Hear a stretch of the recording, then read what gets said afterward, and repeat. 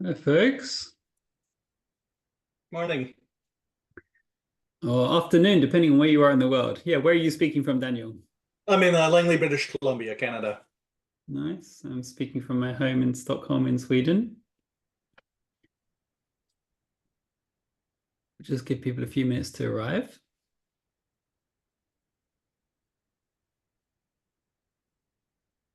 Welcome, Leo. Welcome, Drew. Hello, hello. Hey, hey. Hey.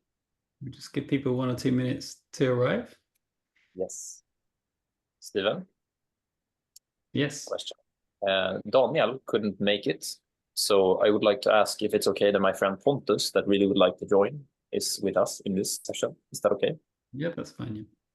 Thanks.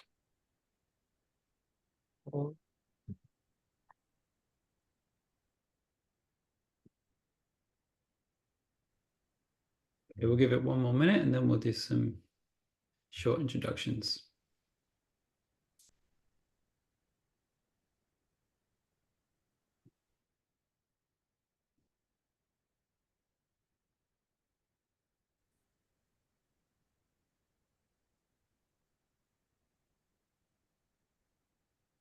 Maybe I'll post the link on Telegram 1 more time.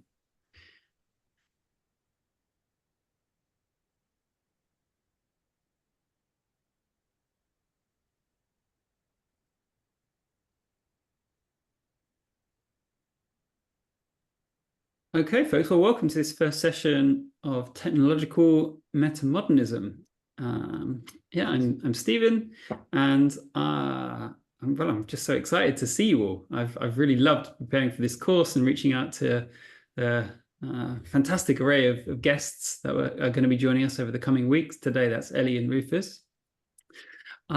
So I think there's about almost 30 people signed up for the course. So let's do some introductions, but please keep it really, really brief, because otherwise we'll take half the session. So just your name and a key piece of information of what motivated you to sign up to the course. So I'll call your names out. So Daniel Lindenberger. Great. Yeah, I'm Daniel Lindenberger, coming in from Canada, and I have a 6-month focus on the meta crisis with sort of a mycelial process. So this course just looks marvelous for digging into some of the issues. Nice one, thanks. That was a great length as well. Let's ideally have it no longer than that each person. Drew. Okay, hi folks. My name's Drew. I've worked in ecology, medicine, regenerative agriculture, and I've taken most of Stephen's courses I get my hands on, and this just feels like an awesome like next piece of the puzzle. Link it all together. It's a pleasure to be here. Leo. Sorry, I just needed to unmute myself. Yes, so I am really interested in the synergies of all the things that this course is about. So it's basically my dream course, and I'm studying social anthropology and working in inner development field, you could say. Nice one. Thanks. And does Pontus want to say something too? Would you like to say something? Sure, I've been into politics, I've studied medicine, and now I've done some business studies, and then there's definitely a gap in making things function as a cohesive unit. So I'm happy with that. Great, thank you. Scott. Thanks. Yeah, I've came across you a little while ago, and AI, psychedelics, meditation, metamodernism all just coincide so tightly with my thinking around how to address the meta crisis. So I've been loving the idea of this. Thank you. Nice one, great. Tracy Abbott. Hi, also in Canada. I know some people here. Nice to see your faces. I'm at the intersection of collective leadership, consciousness, human flourishing, psychology, and so really interested in technology as well and what it all means in the bigger picture. So Nice thank one. you. Thank you. If you're just joining us, we're just saying our name and just like one line on what motivated us to take this course. So Chris Ewald. Yep. So I'm in Asheville, North Carolina, today in Brooklyn, though. So I have 1 foot largely in spirituality and 1 foot in technology. All the themes in Hansi's book are just amazing to me and resonate so much. And I'm currently like combining those in a business called Interbeing that I'm working on. Nice, thank you. Patricia. Hey, I'm Patricia, also in Canada. I came across this course as Stephen is a member of Open Civics, which I'm a co-founder of, and I've gone down the rabbit hole of metamodern spirituality, but I have not gone down this rabbit hole quite yet, so that's why I'm here. Nice one, thanks. Vinod. Yeah, I'm Vinod. I'm just here for 2 words, Michael Garfield. I have no business to be here. So Okay, thanks very much. Anna. Hi, I'm Anna in London. I'm a researcher in AI and also a student of shamanism and wisdom traditions. And so, yeah, I'm exploring currently the philosophical, spiritual kind of redefinition of our computation. So it's all very aligned, excited. Nice one, thanks. Joel. Hi, I'm Joel. I'm in California. I'm an AI researcher, and I'm interested in AI for human flourishing. Came across this course and have been interested in metamodernism for a while. Great, thank you. Ola. Hi everyone, my name is Ola. Oh, your sound is not so good, Ola. Can you hear me okay? Am I audible now? Hello. Hi. Is it good? Okay. Yeah, a bit better, yeah. All right, great. So I'm in Lagos, Nigeria, and I am interested in, like, I'm here to pretty much learn more about like metamodernism and also like tech in general, and get to understand how to like cross-pollinate some of these emerging ideas cross-culturally. So yeah, that would be my area of interest right now. Fantastic, thank you. Rainer. Rainer here in Munich. I come from the world of social entrepreneurship. Now I'm an organizational developer and coach, and I just came back from a 1-year trip with my family to eco-communities. And so I'm wondering, is the future low tech or high tech? That's why I'm here. Great, thank you. Charlie. I also came through the civic tech, open civics community, and I am traditionally from some land projects within the cooperative sector, but starting to do more technology projects around property and ownership. And I live in Berlin. Nice one, thanks. Nori.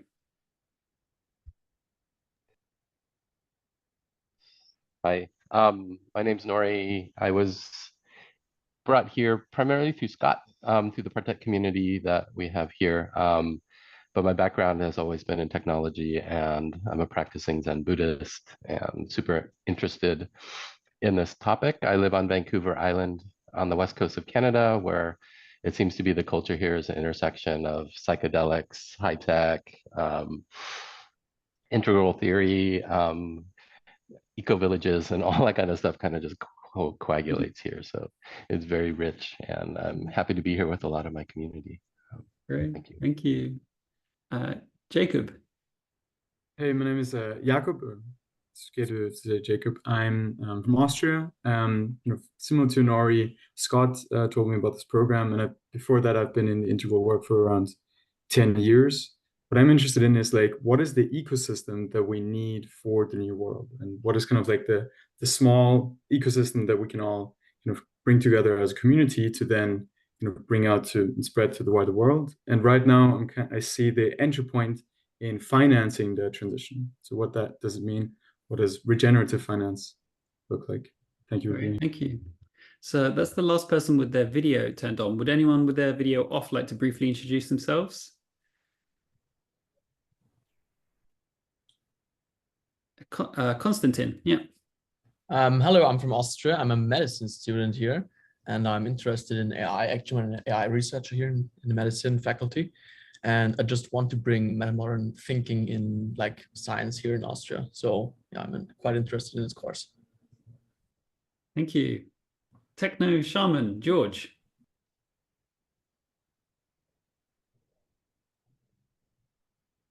Currently muted if you're talking. Oh, there we go. Yeah. Do you hear me now? Yes. Oh, okay. So I'm a fan of both metamodern and technology, more specifically AI-assisted human development. So I try to combine the two by developing a system for AI-assisted human development based on the metamodern model of human development. Nice. Thank you very much. So no one else flicked their camera on, and time is getting on. So if you didn't get a chance to introduce yourself, feel free to pop something in the Zoom chat. I'm just going to mute you again, George. Okay, and so I hope by now you have all seen this notes document. I think that it's gone out in an email in the Telegram group. It looks like a bunch of people are on it. This is all going to be open source by the end of the course. And I think together we have a fantastic opportunity to cover this document in insightful comments. So commenting is on. Please comment, like, you know, and we can treat this as a collective resource that hopefully will benefit many people even after the end of this course. Thanks to Open Civics for the match funding that has kind of motivated me to open source all of this. So how this is going to work is that in the first hour, I'm going to take us through some of the key ideas from the notes of that week. And I'll speak for about 5-10 minutes at a time, and then I'll pause for any comments or questions before continuing. We'll try to have like a 5-minute break just before the hour.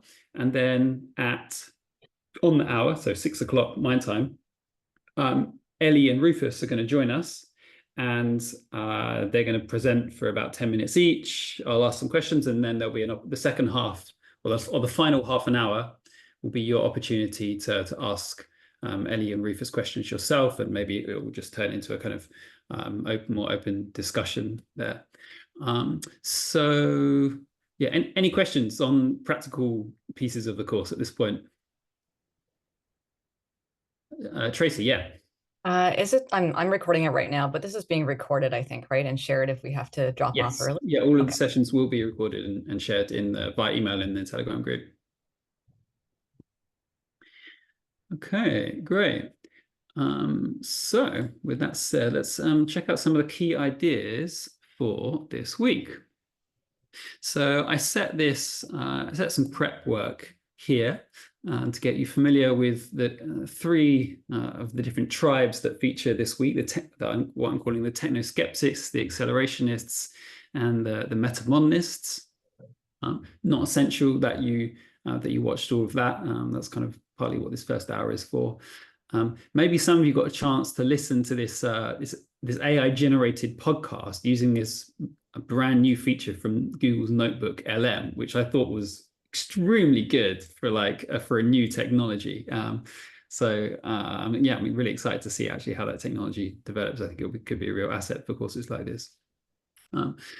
So this first piece, layers of the civilizational tech stack. This was really just designed to dig into the question, like, what even is technology? What are we talking about when we say technology? It's a word that we're really asking to do quite a lot of work a lot of the time. And I really liked this framework that was offered in this article that we're going to be coming back to next week as well. Technology is not values neutral, ending the reign of nihilistic design, by the Consilience Project, where they talk about not just technologies, but tools, technologies, ecologies of technologies, infrastructures, and whole technological epochs. So tools from the very simplest things that often you can kind of hold in your hand to technological epochs, like whole eras that are shaped by complex systems of tools and technologies. And one addition I would actually make to this, or like maybe it's an alteration in emphasis. The emphasis here is very much on on material and external tools. But I think often it's really, really important to consider so-called psychotechnologies, technologies of our inner worlds as well. So I put together this this table, which is it's supposed to just be suggestive and provocative rather than definitive, where I came up with a bunch of different epochs with approximate ages, and suggested some of those, what might fit into those different categories, along with this category of psychotechnologies. So yeah, I'll let you dig into that in more detail after the class, if that's something that feels like it would be useful to you. In general, I'm just going to emphasize that I'm going to be going through these notes very quickly, and the idea is that it gives you an opportunity for you to note down, oh, what looks really interesting to you, and then like after the class, find the time to actually dig into those topics in more detail. And this is not intended to be a kind of comprehensive overview of all the content in this document. Okay, so the first tribe that I want to introduce you to are the techno. Actually, no. Sorry, beg your pardon. Let me pause there. I did say I would pause. So, yeah, any comments on this? Like the notion of technology and actually the different things that we might mean by that word.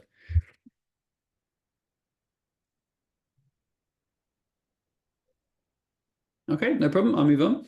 There's plenty to check out here. So the Technoskeptics. This word, as far as I can tell, was actually techlash, was invented by the financial team, by The Economist in January 2018, featured in this article, and it's the Cambridge Dictionary now define it as a strong negative feeling among a group of people in reaction to modern technology and the behavior of big technology companies. So yeah, starting from around like 2010, but like we're kind of really peaking around that time, 2018, there were a lot of people writing books like these, really questioning the benefits of technology that up until that point hadn't really, or technology had been given a bit of a free pass, it seems to me, from sort of like 1980 up until kind of like 2010 perhaps. But then by that point it was becoming very clear that yeah, there were some serious problems, both relating to democracy, authoritarianism, surveillance, economic inequality, the psychosocial impacts, the ecological consequences that couldn't be ignored. So here I've collected together some of what I consider the key texts that were questioning, or not were, but some of these books are quite recent that are questioning the notion of technological progress, particularly as it's put out by Silicon Valley, these big tech companies, and certainly the accelerationists who we'll meet in a second. So let's see, who do we see in this? Some of the technoskeptics we met, if you watch this prep, this is the Center for Humane Technology that produced this. So this is Tristan Harris and co. He also produced the film The Social Dilemma that some of you might have seen. Highly recommend it if you haven't seen that yet. Yanis Varoufakis, who wrote this very recent and excellent book on techno-feudalism, actually thinks we've actually left capitalism, even an age of kind of neoliberal capitalism or corporate capitalism, and we've entered into an actual new social economic political paradigm that he very provocatively calls techno-feudalism, just to highlight the huge power that's now invested in this handful of big tech companies.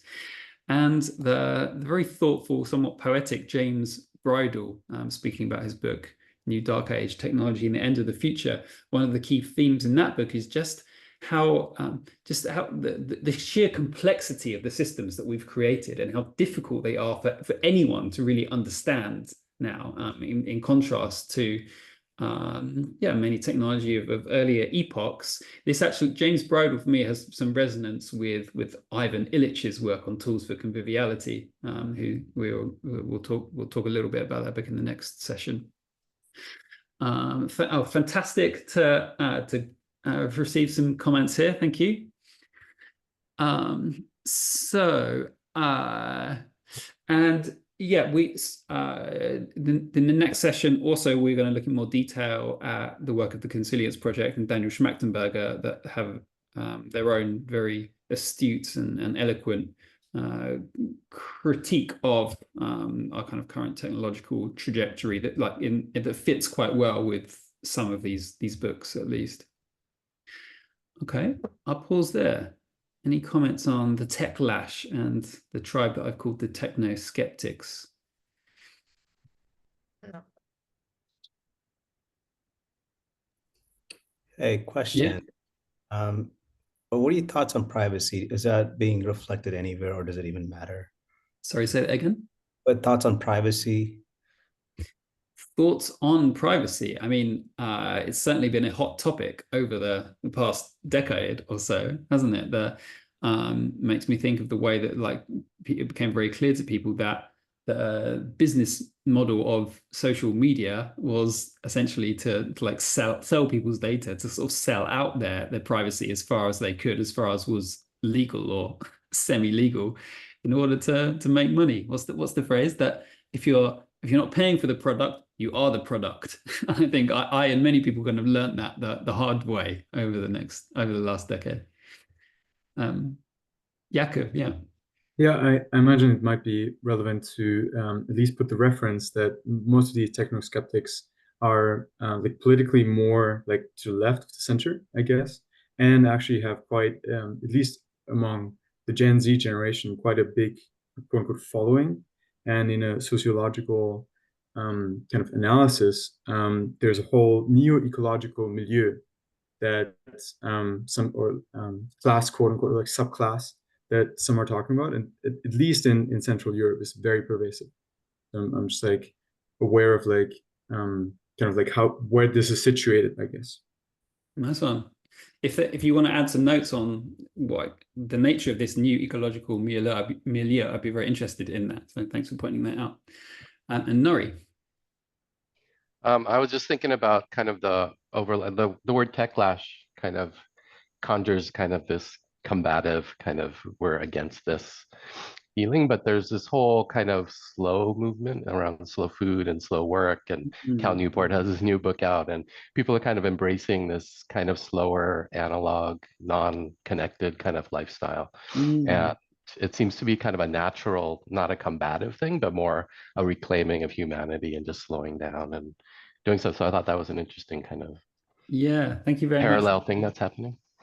Yeah, I'd say these three books are kind of more towards that end of the spectrum. They're actually quite different to the others that I've collected here.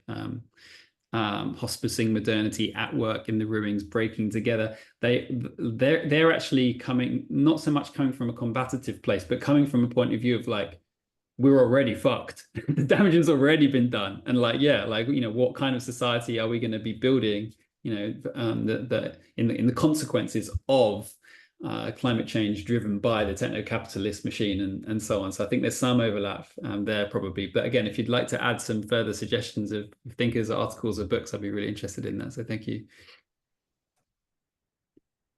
Okay, shall we move on? So the next tribe are the Accelerationists. So accelerationism is an idea that's been around for some time. It's really popularized, from the kind of 90s by this chap, Nick Land, but it's had a real resurgence over the past, even 2 or 3 years, really, in the form of effective accelerationism, which is kind of started as a kind of Twitter meme from 2 anonymous Twitter accounts. One of them has now been doxxed. So this guy, who goes by the moniker Beth Jesus, has now been identified as this guy Guillaume Verdon. And so this was part of the suggested watching for the course. To be fair to effective accelerationists, they have in some ways quite a sophisticated analysis. That Beth is clearly very talented scientist, physicist, familiar with complexity science, and some biology. In fact, like particularly the work of Jeremy England, this chap. So they can't. I don't think they can be criticized for being kind of like simplistic thinkers exactly, but I still think there are some like pretty critical issues with their line of thought that we'll get into in a second. I think, yeah, but it's definitely worth understanding like where they're coming from, and not to write these folks off in too quickly or too simply a fashion. So yeah, these kind of founding documents from BEFS and the Effective Accelerationist Substack are worth checking out. I mean, if you watch the video, that would be quite familiar to you. But one quote that I've pulled out from one of these articles that Beth doesn't really say so explicitly in that video, so I really want to like emphasize. EAC has no particular allegiance to the biological substrate for intelligence and life.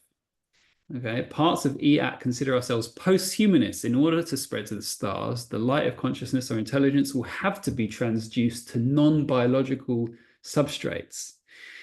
This, for me, this is, and for many people, this is extremely significant. Okay, like EAC, or at least the most extreme elements of the EAC movement, are like ambivalent towards biological life from a somewhat kind of, at least from their point of view, like principled and logical position. But I think it's really worth understanding like what a departure that is from many other value sets and world views. That is to say that they are mostly like, if we've now invented a kind of form of silicon life that at some point decides that it would be easier for it if it wipes us all out, or kind of recycles our atoms to help it build starships to get to other galaxies. Beth and the other EAC folk apparently are like quite relaxed about that. They're like, well, whatever, something better has come along that gives intelligence a better chance of spreading throughout the universe. So we'll see in a minute, like someone just quote here, it makes sense to say that they descriptively worship entropy. So I think, yeah, a good alternative kind of name for effective acceleration is kind of entropy worshippers, which is, yeah, based heavily on this work of Jeremy England, who I think is a really interesting guy. And he came up with an explanation of why life exists and continues to evolve as at the larger scales, like a mechanism to maximize the production of entropy. Okay, so the second law of thermodynamics says that entropy, disorder in the universe, is increasing all of the time. Things are constantly breaking down, falling apart. Life, some people call life itself syntropic. It's life, it's like life seems quite of this strange thing of like these apparent like bubbles of complexity and order in a universe that is otherwise kind of falling apart. Like, what's up with that?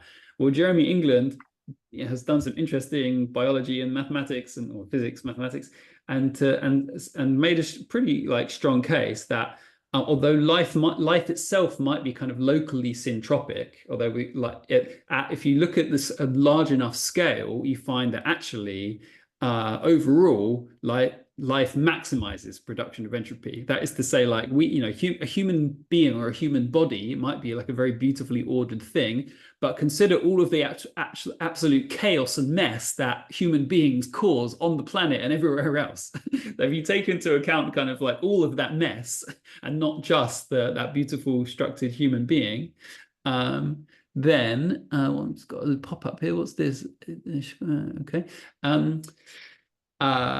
Then oops. Okay. Yeah, then overall there's like entropy maximization going on. Right. So stop fighting the thermodynamic will of the universe. You cannot stop acceleration or entropy maximization. You might as well embrace it. Accelerate. This is the vibe of the effective accelerationists. So they've featured quite heavily in the media over the past couple of years. There's also this, I think, almost 3-hour interview that Lex Friedman did with Guillaume Verdon, Beth Jesus. And Luang, can you mute yourself, or otherwise I'll stop my screen share to mute. Sorry. Yeah. So yeah, a key thinker, philosopher behind the accelerationist movement is this chap, Nick Land. So I've collected a bunch of links and videos here if you want to sort of dig into the roots of this movement. And a couple of books. Well, one of them is Jeremy England's book, which is more about kind of this kind of entropy and thermodynamics, and that has inspired the EAC movement. It's worth noting that the EAC is generally a kind of right libertarian, kind of pro-capitalist movement at this point. There is a kind of political left strand of accelerationism that kind of started, as far as I can tell, with this Accelerate manifesto by Alex Williams and Nick Sarnacek. George pointed this out in the Telegram group at one point, so yeah, happy for you to that you underline that George. And a couple of further kind of books more written from a left perspective. Are these Inventing the Future and Fully Automated Luxury Communism. So it's this, but I haven't featured this heavy just because at this point it's quite niche. All of the recent press you can see, kind of, for example, here has all actually been about EAC and this kind of right libertarian take on accelerationism. But if you're interested in really understanding this, it is definitely worth checking out the kind of left perspectives on it as well. Where's this manifesto? Oh yeah, the Techno-Optimist Manifesto by Andreessen Horowitz. Yeah, I guess. Oh, overactive. Did my Wi-Fi drop? Did you lose me for any length of time there? We good? Okay, good. No, we're good. So this Techno-Optimist Manifesto is I don't think it mentions EAC explicitly, but it's like publicly the author has associated himself heavily with EAC. Credit, it sort of talks about Nick Land approvingly in here. It is I mean, it's a work of art in a sense. It's not my kind of art, but like it's written with real vigor and fervor for this accelerationist perspective. So again, it is worth checking out just to sort of like really, if you really want to understand like how these people are thinking and where they're coming from. Right. So some critiques of the accelerationists. This is a good thread on the Effective Altruism forum, and I thought this kind of captured it quite well. It makes sense to say that they descriptively they worship entropy, as they unironically argue that the purpose of the universe is to increase entropy as fast as possible, and that it should therefore be our purpose as well. If you try to point out that this is the naturalistic fallacy, and that just because this is what the universe does, it doesn't automatically follow that it is good, then instead of them addressing this argument, then they start arguing that it's pointless to fight against the universe as you'll lose.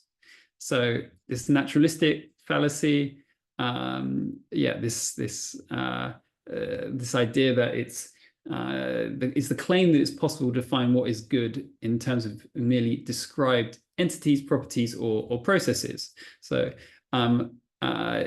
there's a passage in another article from the Consilience project that we'll be looking at in more detail next week as well, which is very kind of on a similar topic. Science can tell us what is in the world, but it cannot tell us what ought to be. This is-ought distinction cannot be bridged by scientific investigation. What is falls essentially within the realm of the third person while what ought to be falls within the realm of the second, i.e. between and in concert with other beings. So this is like, for me, like the key missing piece of the kind of EAC philosophy. It's like, yeah, I think they do have quite a sophisticated description of what is, we could say. But it's like the idea that like that's all that's necessary to then like guide our behavior and just this assumption of just, well, like what is what's good, is highly contestable, we can say, at least. And we're going to be looking in that in more detail on the work on axiological design next week. Okay, I'll pause there. Any comments or questions?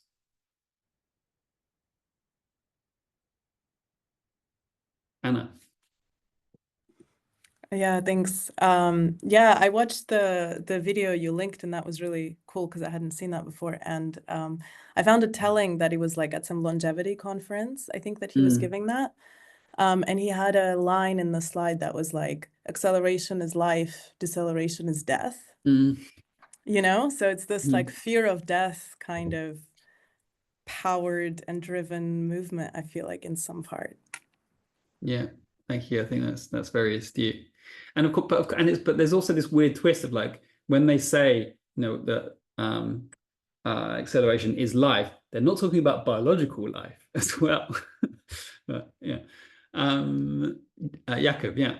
Yeah, what comes to mind again to kind of situate that, right? Like, as far as I understand, the struggle in OpenAI, right, this power struggle happened between the accelerationists and the, like, not exactly the technoskeptics, but people who were with the EA community. And it's very funny also to see in their logo how they're, I think, very purposefully taking an EA, like, and instead of like saying effective altruism, it's like EAC, whatever. Sure. Like, yeah. So there's this struggle, I think, in the techno world, like, and they're at the heart of it. It seems. Yeah, absolutely. Well, let's come on to that, because that's actually the next part of the notes.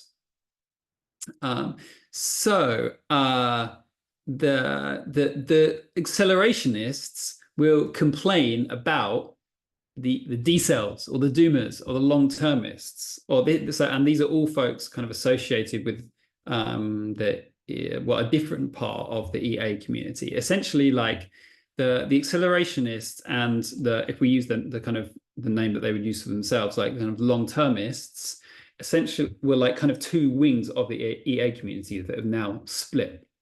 The EA news Substack, their subtitle is "Fighting Decels and Doomers," and this label Doomer has kind of been reclaimed by the long-termists. So now long-termists will kind of describe themselves as Doomers in a way which, or apparently quite happily. So Emmett Shear, who was briefly the OpenAI CEO when Sam Altman was sacked for a number of days, if you remember that, like a year ago or so. He actually tweeted this. He tweeted, "I'm a doomer," and this is the important part, "and I'm basically EAC on literally everything except the attempt to build a human-level AGI." Okay. So this is a really fantastic article. I really recommend you read this afterwards if you have the time. So the key quote for me from this article are, "The doomers and accelerationists are just variants of the same movement. One is techno-cautious about certain advanced technologies like AGI, whilst the other is techno-optimistic. However, both are part of the very same hyper-capitalist techno-utopian tradition of thought that has roots in transhumanism and has become pervasive within Silicon Valley over the past 20 years. This is why the quarrels between these camps should be seen as mere family disputes." I love this phrase, family dispute, okay? So, and this is why it's such an important distinction between what I've called the technoskeptics here and the decels or the doomers or the long-termists. So just we'll come and we'll pick that apart a bit more closely in a second. But this so some key texts on long-termism, or there's this key book, What We Owe the Future, by William McGaskill, which is kind of where this phrase long-termism comes from. Elon Musk tweeted this approvingly in 2022, said this is a close match for my philosophy. So again, there's been a number of recent articles like talking about this clash between the Doomers and the Accelerationists. But what we're getting at when we say this is a family dispute, so this chart is taken from this very good piece, AI and a Technological Richter Scale, about the impacts people are expecting of powerful AI. Now, I've added these pink labels. And I think how you could see it is that that EACs have a very positive view about like very powerful AI or AI over the long term. In contrast, Doomers or Decels are, you could say, very concerned, at least, about the impact of powerful AI over the long term. Now, the important thing to note is that, like, so whilst they might have very different points of view when we're talking about powerful AI over the long term, it's mostly true to say on every other aspect of technology, they agree with each other. You know, it's like they're all, you know, generally most EACs and Doomers are like techno-optimists, apart from when we're speaking about very powerful AI. So that's why it's very important to then make a distinction between these Doomers, Decels, Longtermists, and what I'm calling the Technoskeptics. The Technoskeptics, I mean, many of them are probably skeptical of powerful AI. Like many of these folks are probably skeptical of powerful AI. But the point is, like, they're skeptical of technology even as it exists now, like even before we consider like very powerful AI over long time scales. So that is so we could, and I guess we could say that it's likely that like all technoskeptics are Doomers in this language, but not all Doomers are technoskeptics, or even that like not many Doomers are technoskeptics. Yes, this is a family affair, a family dispute, if you like, kind of between different wings of this effective acceleration. The effective altruist movement, as far as I see it. Okay, that's an important topic, I think. So I'll pause there for any comments or questions.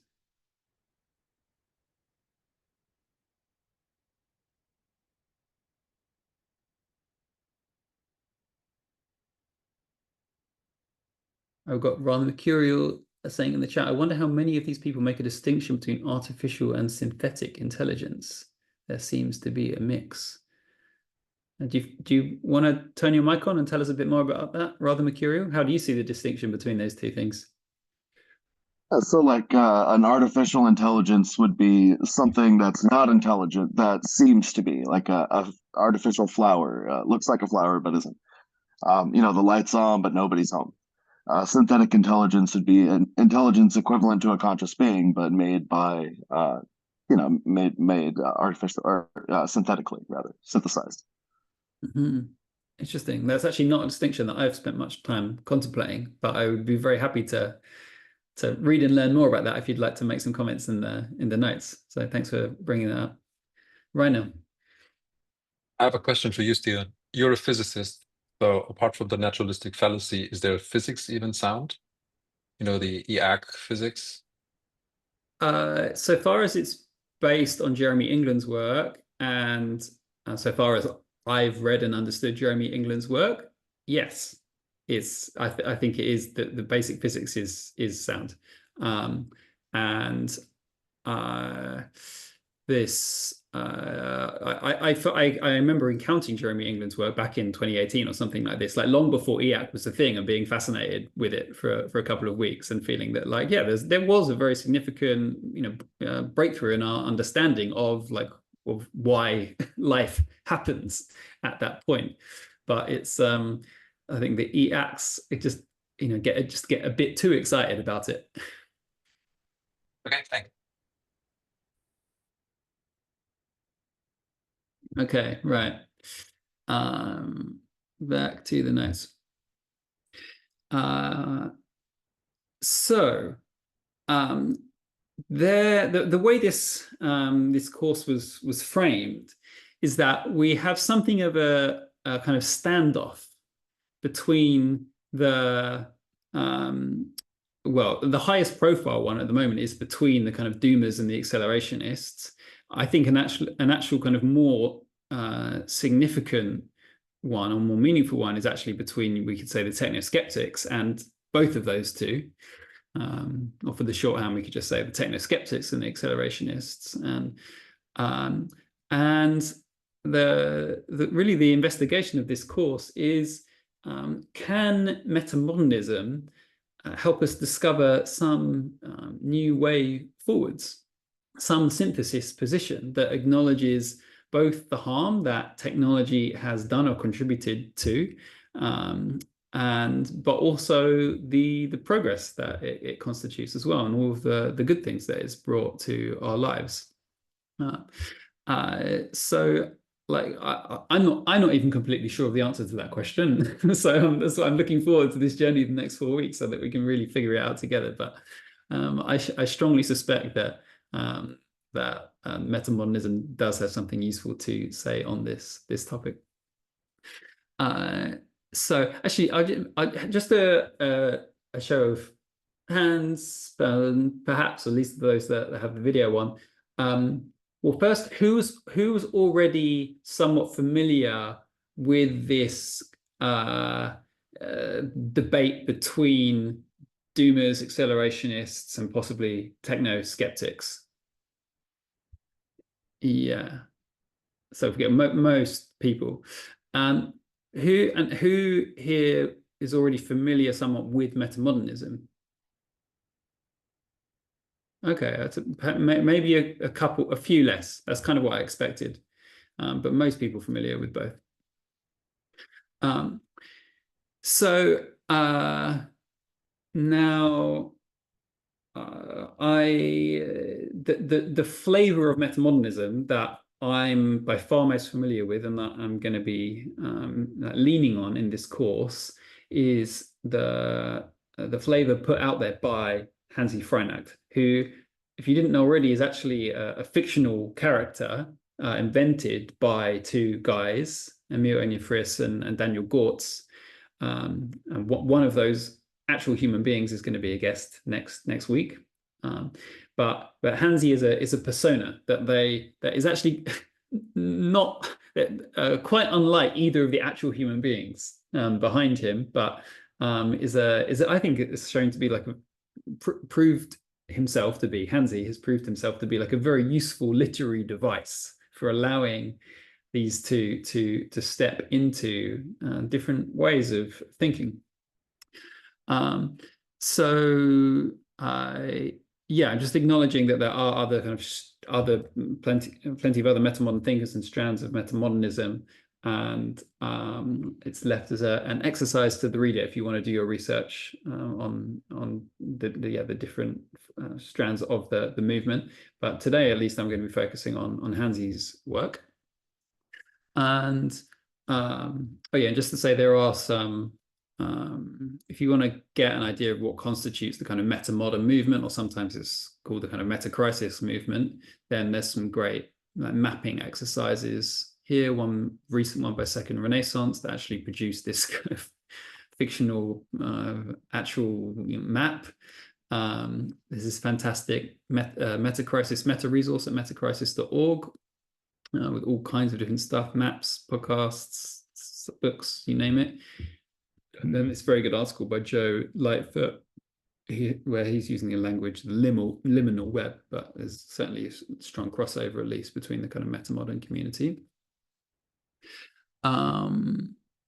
This is just the books page from metacrisis.org, which will feature, yeah, so the kind of Hansi's first book, which made a big impact on me and many people back in 2017, was The Listening Society, which I think is, do we have it here? Yeah, The Listening Society. So I imagine a few people here are familiar with that book already. Hansi, or rather the kind of think tank that includes Hansi, called Metamoderna, at metamoderna.org, have an extensive website blog with all kinds of fantastic articles, including lots of extracts from their books. So I'm just going to offer a few ways of thinking about metamodernism in the next 5 minutes before we then have a short break and welcome our guests. So we can think about metamodernism as a cultural phase in matters such as art, architecture, media, philosophy, and politics. And in a sense, it's comparable to things such as the Romantic period, the Baroque, fin de siècle, the Enlightenment, realism, naturalism. So this is just a phase and an epoch with its own mood, its own vibe. And we can say that certain phases are, when we're talking about it as a phase, or we're talking about a kind of certain phase of art history, we can say that it's earlier or later. But in this language, when we're talking as a phase, we're not saying it's kind of like more developed or higher or better in any way. It's just different. Okay, so there's a metamodern vibe, a metamodern mood. Now, sometimes you do hear metamodernism spoken of as a developmental stage as well. And so this is very different to a cultural phase. The idea of a phase like Romanticism that came after the Enlightenment does not say anything about which one is more advanced or more developed. However, stage theories are different. They claim, for instance, that adulthood comes after childhood, which comes after infancy, and suggest that there is in some meaningful sense, adulthood is more developed and more complex than childhood. That shouldn't be controversial, I guess, for too many people. And so, stage theories make greater claims than phase theories. So sometimes we are actually suggesting that metamodernism is somehow more advanced or more complex than the cultural phases that came before, which are usually spoken about as like postmodernism, modernism before that, and pre-modernism, which we'll come onto in a second. Sometimes we're using the phrase metamodernism as referring to a paradigm, a fundamental worldview with its own science, politics, market culture, and self-knowledge. Just as the Enlightenment thinking is connected to modern liberal democracy, capitalism, the individual person, and modern science. Okay, so we can also kind of talk about metamodernism in contrast to modernism and postmodernism.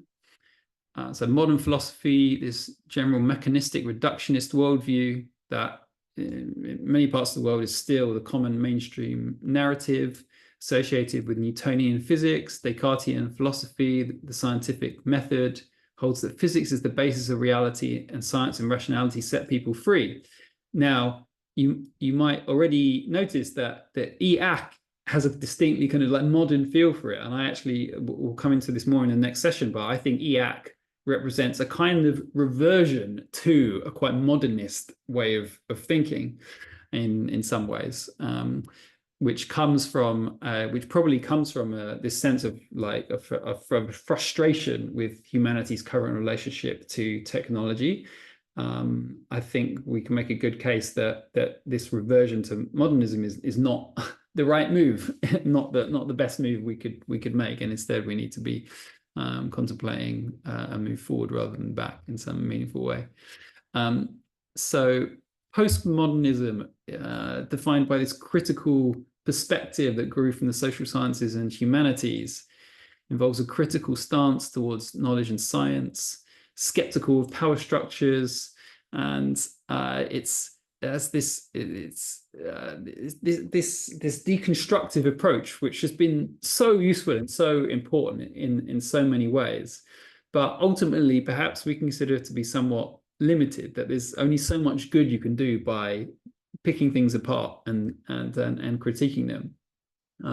So metamodernism is this posited cultural phase after postmodernism, and there's this really nice table which kind of compares some of the key points from each cultural stage here, but and then this much longer piece taken from the back of the Listening Society on with the metamodern stance towards life, science, reality, spirituality, society, the human being. I'll let you enjoy that at your leisure, but I think this article, The 5 Things That Make You Metamodernism, is actually one of the most accessible ways of picking up the metamodern vibe. So an awareness of allergies. In this context, this probably means like being aware if we have an instinctive reaction against EAC, or could be an instinctive reaction against like the technoskeptics, and being curious about that, being willing to be curious about that, and thinking, well, okay, interesting. That seems a bit triggering to me, or seemed like really kind of riled me up in a way that felt like it was coming from emotion rather than reason. So what's going on there? So I hope we can maintain that spirit of curiosity throughout this course. I don't think I'll cover all of these. I'll say this briefly, I guess. A belief in development and progress. In the context of metamodern technology, I guess we are the metamodern mind is willing to accept the possibility, at least, that technology has and can still further contribute to meaningful progress and development in society. Now, I guess the important point relative to the modernist view is that the metamodernist might say, well, it's not necessarily so. And we need to think really, really carefully about what constitutes progress and how exactly we believe technology might be contributing to that. Pick up also this thinking both and is another very important kind of signature of metamodernism, and we already kind of mentioned that in a way when we might be thinking about like, okay, so like how can we integrate the best of both the technoskeptic perspective and the accelerationist perspective? What is the both and that knits those together? And finally, this aiming at reconstruction, that metamodernism is never satisfied with just deconstructing and critiquing and putting things apart in the way that perhaps the technoskeptics are. A mantra of metamodernism is that reconstruction must follow deconstruction. It's like we're not satisfied as metamodernists just to burn it all down. Like after burning it all down, then we want to build something from the ashes, but with care and with thought, and one way or another we should build it. So that is your super fast introduction to the metamodern vibe. We have 2 minutes, so I'll take 1 or 2 comments if there are any, and then I'll give you like a 2-minute break before our guests arrive. My brief comment would be that it seems to me like EAC is measuring the beauty of a symphony by how many broken bowstrings there are at the end of it. Love it, thank you. Play faster and harder, break more strings, yeah. Okay, right. If there's no more comments, then let's take a 2-minute break, and I'll see you a few minutes past the hour. We can welcome our guests.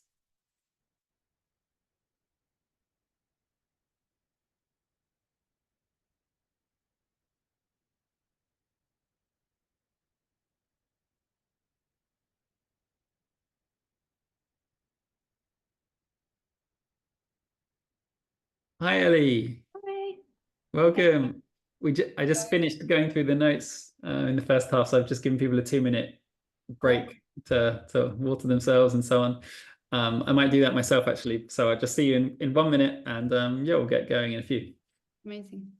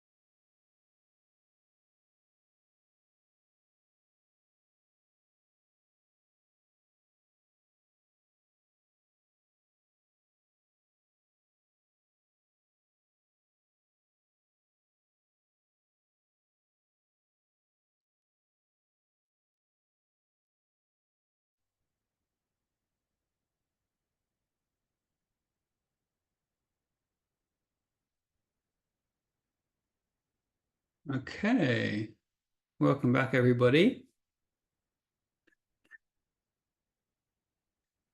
Actually, don't think that Rufus is here yet, so maybe I'll just send Rufus a message.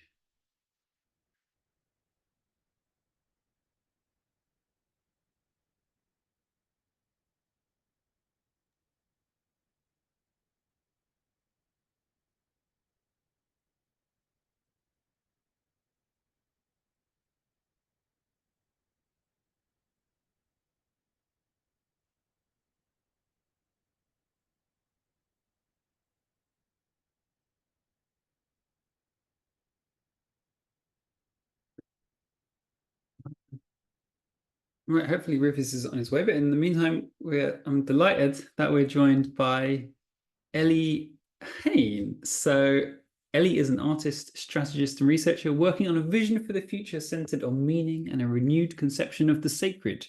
Her work bridges technology and spirituality, theory and feeling, transcendence and immanence. I love this bio, Ellie. She's a co-founder of Meaning Alignment Institute, an AI research lab working to create new technologies and institutions aligned with meaning. Previously, she researched theories of societal evolution and played with internet memes as cultural vehicles. In her free time, she enjoys intense electronic music, Mediterranean sun, and exploring the mysteries of consciousness. And is someone who I know to be very familiar with both the kind of technological landscape and the metamodern one. So so happy you could join us, Ellie, as an ideal guest to get us going.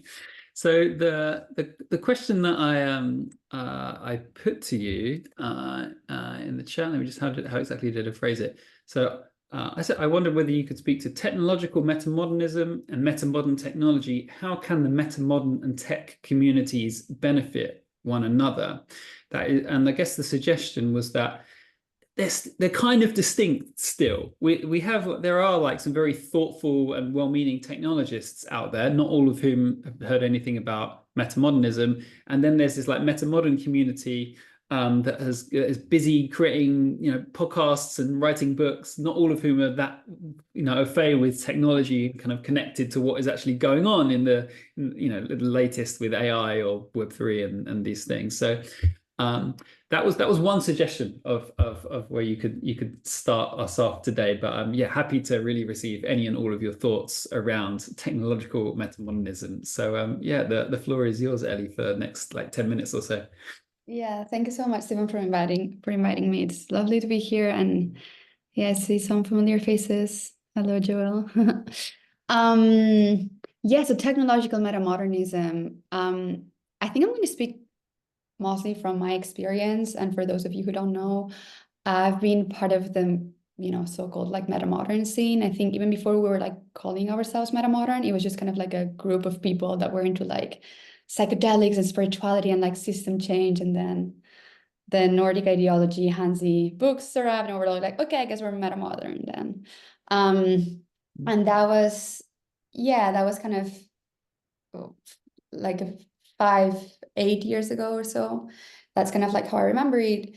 And I was working at Perspectiva, and I was doing like research on this kind of like question of like cultural evolution, and Emerge magazine, which were kind of like sort of big nodes in the European metamodern scene, especially in Berlin.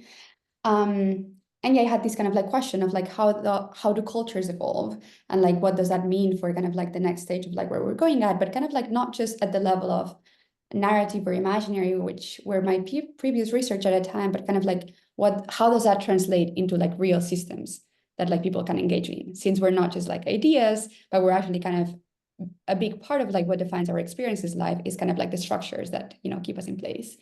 And so I spent many years doing esoteric research on the sides, and it was fun and hard and expansive, and you feel like, I hope I'm not going crazy, but I guess I didn't go crazy in the end, just the right amount.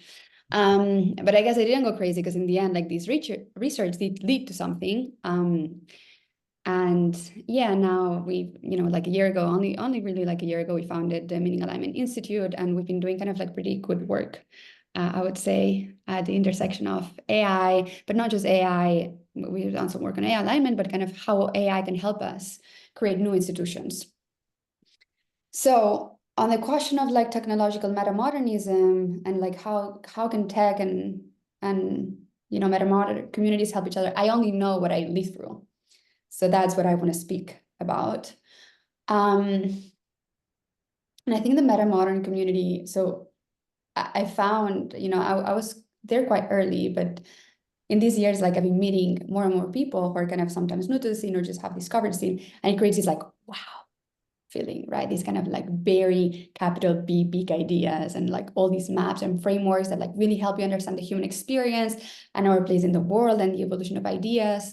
And I think it's kind of very much defined by, as the name says, is like meta perspective, right? And so it kind of like helps ourselves like take out of kind of like our narrow daily experience and kind of like bring that big picture thinking into whatever we're doing. And this can be in tech or otherwise.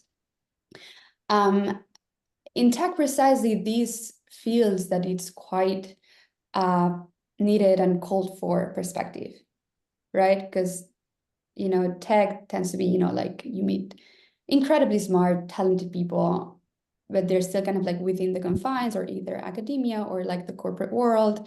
Even we think that like tech, they go to Burning Man and so on, like most big tech companies are actually kind of like big corporations.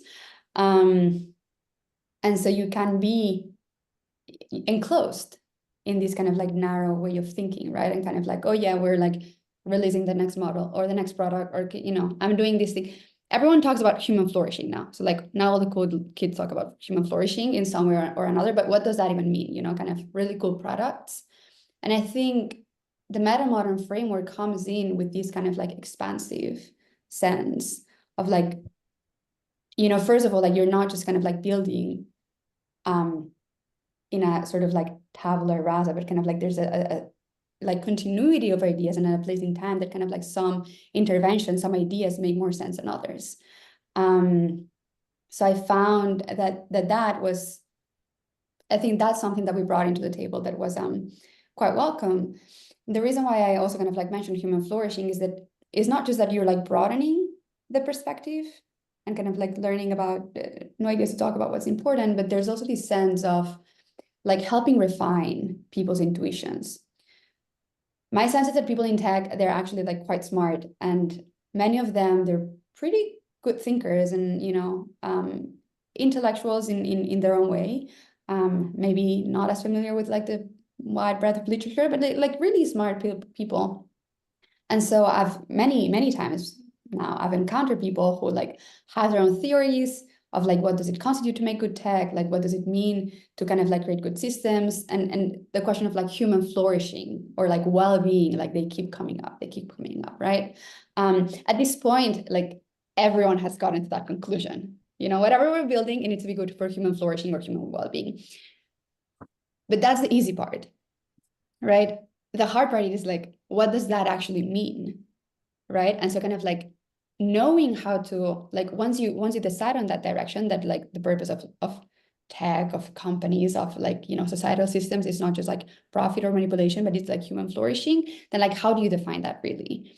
How do you create like rigorous systems to achieve that? Systems that like can also like, compete with what's being in place, that can be academically legitimate. So I think for us that actually was like a really good symbiosis with tech, because we did have a concrete definition of human flourishing, and in our case that was meaning. We think it's a pretty good one, but it doesn't necessarily need to be the only one. So for example, now in alignment, there's other people talking about norms, like social norms as no alignment metrics, and I think that's also like quite interesting. But you do need that kind of, okay, like what does well-being, what does human flourishing mean? And a really interesting thing happened, because with working with tech and people who like were already interested in the human flourishing issue, we managed to kind of like both of us get more refined on our theories. Because the thing about metamodern thinking and this like big picture thinking is that it's quite easy to like fool yourself that you're thinking very big and good ideas, because when you're like painting so broad, right? Like the devil's always in the details, right? Mm-hmm. And so it was in this process of like actually trying to make something workable and like working with these theories that they already had kind of like the same direction, and kind of like trying to meet reality, that then we kind of like managed to like refine much more what some of our theories were. So that's kind of, yeah, those are some things. And then I think there's also there's also something about a general spirit that I observe in metamodern and adjacent people who are interested in similar scenes, but they might not even call themselves metamodern. And is it like a disposition of the spirit in a way? So it's people that they have a love for life, and a love for what's good and for beauty. And, people throw good parties and they I've observed like there's like beautiful friendships and community, and just generally like in my own perspective, a bit of a more expansive sense of, like humanity. There's more play too, kind of like more enjoyment, joy de vivre, so to speak. And that, to kind of, put it lightly, is not quite what I've seen in tech circles or in San Francisco, where, real friendships, and this is, something that like people will tell you. So not even trying to criticize, but they're like much harder to come by, and kind of like every event is like a networking event, and, even just like the gender ratio, right? So there's kind of, the energy feels like much more contracted, right? Much more tense. And you could say that in some metamodern circles, like the energy is like too flowy, and that's why we like never really get anything done. Like that's not the criticism I'm saying, but like you could say that. And so there's kind of a really interesting symbiosis that could happen here. And I see happening, there's some people putting up festivals. For example, I know in Portugal, like synesthesia, the garden, all these things are attracting a lot of people from the Bay, a lot of people from tech, with like a lot of like metamodern adjacent hippie people. And I hear that being quite, fruitful in that way. So I do think there's something kind of like more and the behind the theories, like the energetics of it, that is quite promising. So yeah, maybe.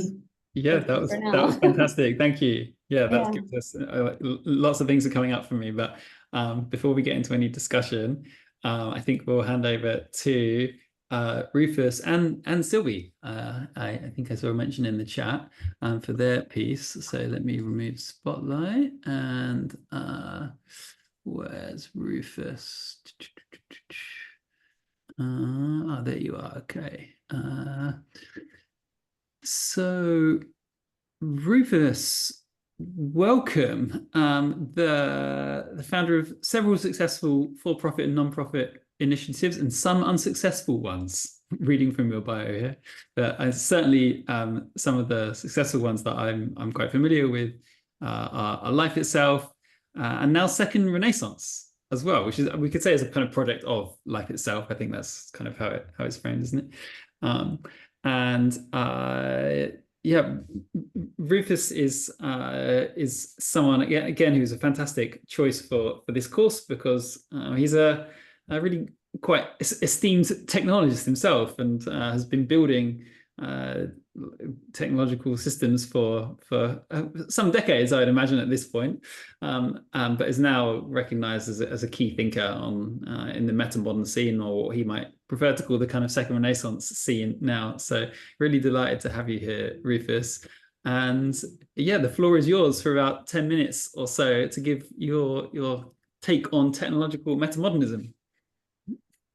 Yeah, I think, thank you so much. And I'm also joined by hi Sylvie. Yeah, Sylvie, who's also the kind of co-author of this. So we will present together. Let me see if I can successfully share at the same time.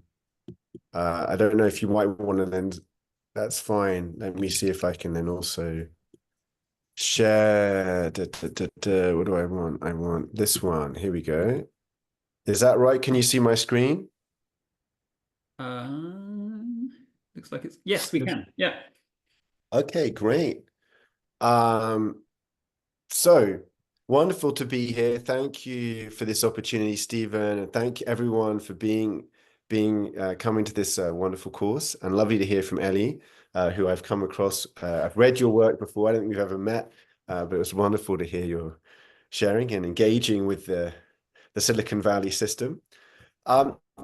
Because I have 10 minutes, I'm going to go quite quickly. If you haven't heard of Life Itself, you can check it out online, lifeitself.org. But we're a collective seeding a second renaissance, or you could say a meta-modern world for a radically wiser, weller world was our motto. We've been around for about a decade, working on this kind of area. And yeah, we prioritize inner development and cultural change in the service of a pragmatic tradition. So I want to kind of go relatively quickly today to kind of try and give the framing I'm coming with, and we're coming with, is what would be a second renaissance and meta-modern, which you can think of as synonyms, please. Just we find second renaissance more accessible for people outside of this sector. But what is that kind of approach to technology? And to start with, I wanted to set for a moment and think of where we kind of have arrived at today in late modernity, roughly. And I would, perhaps a little bit of exaggeration, but crudely say technology as God. There's an aspect where there's like, if you think of the key features, there's like this aspect of reverence, almost worship. I think of those queues outside iPhone stores when the latest, the early iPhones came out, and it looked like people queuing at a holy site. I think of the Kaaba, where people, go around the holy rock, this people, fighting to get in at the first moment. The way of even what you receive, when you receive a mobile phone, it's wrapped in this box, and you kind of take it out, and it's this moment of kind of awe almost, right? And that also isn't totally misplaced. I mean, I think there's this sense also that it's almost magical. I mean, maybe that was always a little so, but truly today, it's like, wow, I get this tiny thing out of the box. I can call anywhere, I can do anything. Most of us, including myself, even if I'm a technologist, don't really understand always how it works, all of it works. And I think certainly for many people, it truly is that sense of magicness and kind of, incredulity. And then there's also, I'm not going to get into so much in this talk, and it's particularly strong recently, is the kind of transcendent, we're going to upload our consciousness. This is the future of the human race. This is our God. In the last, 10 or 20 years. I mean, the idea goes back a lot further in science fiction and other things. And then the one I want to emphasize today, and I'm going to talk about the most, is this kind of deference. There's this sense of like, we used to say on the US banknote, it says, "In God we trust." But if, in now, it should really say, "In tech we trust." And I can say, just to give one example, I spent quite a while in policymaking as well. Like I spent time, I used to work with Tim Berners-Lee. I advised the UK government for several years about tech policy and about open data. And there was just this almost knee-jerk thing in government, at least in the UK, and I felt that in the US and to some extent other countries that I went to, was just innovation was unadulterably good. If there's anything the left and the right and the up and the down agreed on, it was like more innovation. And there's this general sense, and you also see it, like we actually think that like Bill Gates or Elon Musk give us useful advice in areas outside of their domain expertise. The people we listen to, like old-fashioned kind of popes, are these tech gods. And so the point I want to make about that deference, and when I say to tech, and to tech as a system and as a process, is there's this kind of story in Zen of this horse. So there's this man, he sees a horse galloping towards him, and he shouts at the man as he goes past, like, "Where are you going?" And the man says, "Don't ask me, ask the horse." And this version of this was actually told, this story about tech, I actually first heard it from Thich Nhat Hanh, who's the Zen master, in 2013. And Thich Nhat Hanh I don't know if people know that, but he was actually going to Silicon Valley. You know, he went to Google, he went to Facebook, he was giving talks in Google and Facebook. He's really good friends with the CEO of Salesforce, Mark Benioff. And like Mark Benioff would organize these meetings where like all like the tech CEOs would gather in a room and Thich Nhat Hanh would talk to them. And he gave this really amazing Dharma talk that you can go listen to in 2013 called Technology is Horse. And he was basically making this point, which was, we basically are handing over the direction of our societies in some way and ourselves to technology, and it's a horse. It's just running somewhere. It's not got agency, you know, in that sense. And I think this is what's, you know, particularly this pace at which technology is unfolding, the speed at which it's happening, the way it's moving faster, I think that we can often comprehend, and in directions that we've not considered. And we are really allowing it to, particularly advanced digital technology, to shape us and our world without reflection. And funny enough, yeah, time as tide will keep us going. You're quite right, because we're going to run out of time. So I mean, maybe just to say, you know, you can see a bunch of literature on how tech shapes us. It shapes, you know, literacy changes our brains. It actually changes the layout of our brains. We basically repurpose some of our brain that used to do facial recognition to basically reading text. But more interesting, there's stuff like recently The Shallows, which I know is in the reading list, and other material about how social media, how, you know, just the fact we can do internet search shapes us. And I mean, I could go into some depth, but I'm trying to emphasize why we'd be concerned about letting the horse just go anywhere with us. And I want to then talk briefly about what would be a metamodern approach in a little bit of concreteness. So in the Second Renaissance kind of key features, or in the metamodern list of like what is metamodern, I would say this kind of aspect of wisdom is really kind of key. And wisdom in a like operational sense, not like, oh, like there's people with long beards and, you know, casting spells, or it's Gandalf the Wise. It's like, what would it actually mean to act wisely in this area? And I think you can think of certain really obvious things that relate to the horse story. So how do we, one of the things is the horse is going very fast. So one of the things is slowing down. You know, common to many wisdom traditions, I'm kind of from a Zen Buddhist background, is kind of slowing down.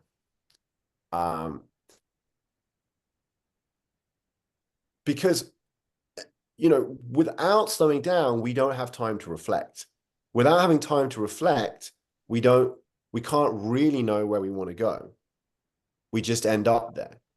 And, you know, so I mean, it's actually a core form of Buddhist teaching in mindfulness. It's like the first thing is stopping, you know, slowing ourselves down. And that applies socially to technology.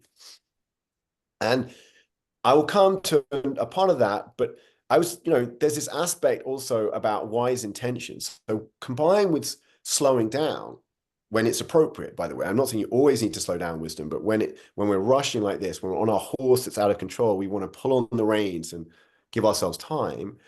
The second aspect is, where do we want to go? Where is our desire to create coming from? You know, is it motivated by compassion and love, or is it driven by fear and greed and ignorance? You know, and if you look at the ideology, explicit or implicit, largely in current, like Silicon Valley, it's all about speed and growth. I mean, I even worked in like digital philanthropy. I was a nonprofit, and mostly what I was asked about was scaling. Like the number one question was, you know, does it scale? How fast will it scale? All of this is about speed and size. And so, you know, I almost have a joke, but just as imagine, what would a future look like that we would want for technologies? You know, you show up at Y Combinator. I'd imagine many people on this call know what Y Combinator is. If you don't, it's like one of the world's most successful incubators, right? And you kind of go for 2 or 3 months, you're going to build your prototype and so on. But imagine you arrived at Y Combinator and they said, okay, no, you're not going to start building your prototype. We're going to spend days, maybe even weeks, really reflecting, why are you coming? What is it you really want to bring into the world? You know, what is really in your heart? What is your deep intention? Right? That would be what we were doing, you know, and I think it would be fairly obvious in many cases that like building this, like, you know, I don't know, but there are many things that we could see that we're maybe building that don't really come from that place. So I'm just giving an example. Now, the point of this would be, just to make a really crucial point, which kind of goes beyond tech, is this requires that we actually cultivate wisdom in ourselves, which is, you know, a really kind of core point of this, which is, I think, beyond tech, is that for us to approach tech wisely, we need to be cultivating wisdom. And because of time, I just want to make this final point, which is obviously collective wisdom and collective action problems. The reason, and I've seen it in myself as an entrepreneur, is like, my God, but someone else will get there first. Or we all want to slow down AI, but how's that possible when, you know, China will do it instead if we don't do it? So clearly, and this is beyond the scope of the 10 minutes right now, we need to think quite deeply about the collective action problem. And I also want to say this also quite crucially, because one of the things in our current modern worldview, which again, I'm not going into so much in this talk, is a kind of ideology of individualism and even the impossibility of collective action. You know, often when you debate about, for example, AI pauses or slowing down AI, people will just dismiss it like, but that's impossible. You know, someone else will do it. There's a kind of resignation about our ability to act collectively. But that's just not true in human history. Like, we are able to act collectively in many areas. And part of it is kind of what you believe is possible itself determines what happens. So, you know, the greatest trick the devil ever pulled was persuading you he didn't exist. The greatest trick that late stage capitalism ever kind of pulled was telling you that politics and collective action isn't really possible.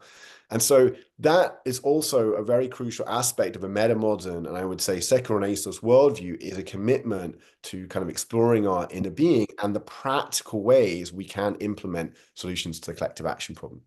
Okay, Sylvia, I would just say, is a full co-author, but for time today, we couldn't do swapping back and forth, but she may answer some questions before one of us has to go for our son's school evening session. So, thank you so much. Thank you very much, Rufus. So is that to say, Sylvia, are you leaving now? Is that what you meant? Might have like another 5 minutes or so, or 10 minutes, and then you have to go. Then, one of us has to go. Then I'd love to just pass it over to you, Sylvia, right now, for if you want to make any further reflections or additions on Rufus's piece. Well, I think one wants to reflect what was the purpose of tech originally, and what is often the purpose of tech. Is it fulfills often, in my view, 3 points. Is that increased comfort? You know, oh, no, even in the caveman, it's like, oh, I have a skin, and we don't read like I have a wild boar skin to put on, and I'm more comfortable. Survival, you know, I need to invent a knife to fight someone else's off. Efficiency, you know, like, okay, how can I be more efficient? And they're a wonderful thing. And we forget that actually, we're actually all cyborgs. You know, you wouldn't survive if you didn't have the technology around you. And it's like, oh, we're cyborgs that wouldn't survive without technology. There's something innate and natural about human being to create technology. And so what we're saying is not like, oh, we shouldn't create any tech or have a bad, like, yes, but it's more like seeing that we have such an intricate relationship with technology, where the edge of it is really kind of reflecting on our consciousness and how much that impacts our consciousness.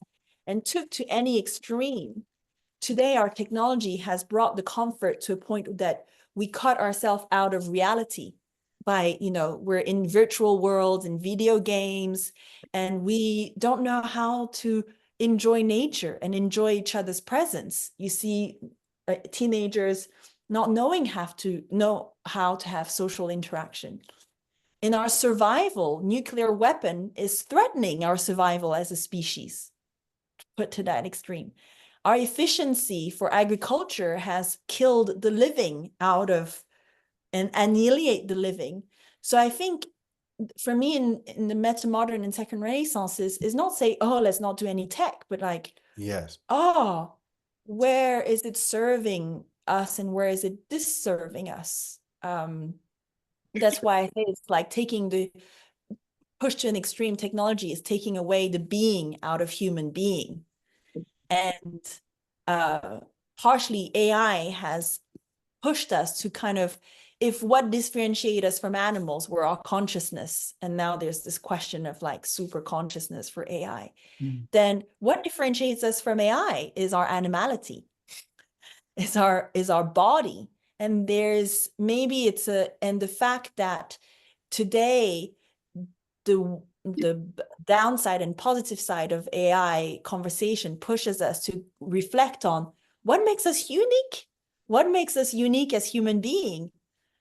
Is it our intelligence, our physicality? Well, I would say is our consciousness, our ability to have consciousness. And so that's something we really want to grab with our two hands and embrace that we have the ability to be conscious. And that's my bell, my mindfulness bell to say it's free to go. If you want to say hello, you can say hello very quickly. Hey. Okay. Now I am on a call. You're supposed Thank you so much, Sylvie and Rufus. Okay. I've been speaking along and time is getting on. So actually, I think I'm just going to open it up to anyone that would like to ask a question to either of our speakers, or if you like, it can be more of a point that then we can ask the speakers to riff off. But yeah, the floor is open.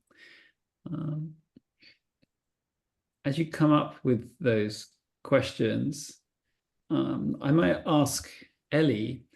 So we heard quite a lot about wisdom in Rufus's talk there, which I don't think was I mean, you emphasize the word meaning and flourishing, but is wisdom a word that you're hearing? Actually working on the front line, as it were, in for sure, AI and in the SF scene. Yeah, absolutely, yeah. So we actually, it's very hard to basically, these are all conversations of like, how do we define the good, right? And then people have different names. It's like wisdom, flourishing, meaning, vitality, like whatever.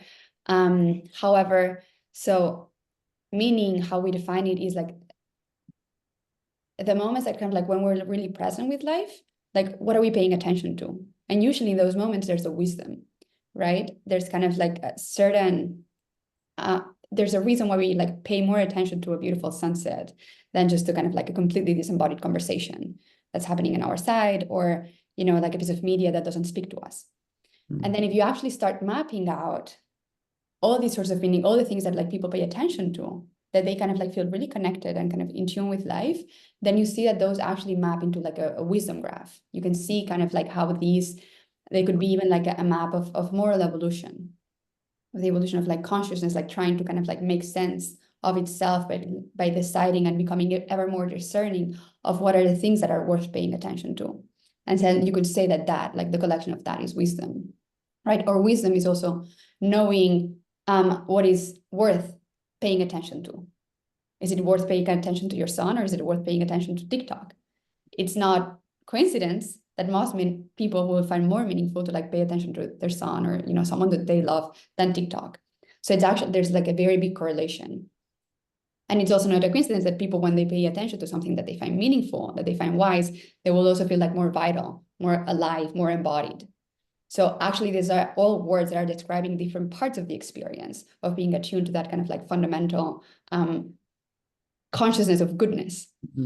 And something that I think is so interesting and really cutting edge about your work is, as far as I understand it, you're actually using AI systems to help people discover what is really important to them, and actually then building these moral graphs that in some way actually are, and they're directed graphs is an important point, right? That certain values actually are in some meaningfully like superior or higher than others. I wonder if you want to speak to actually that piece of your work.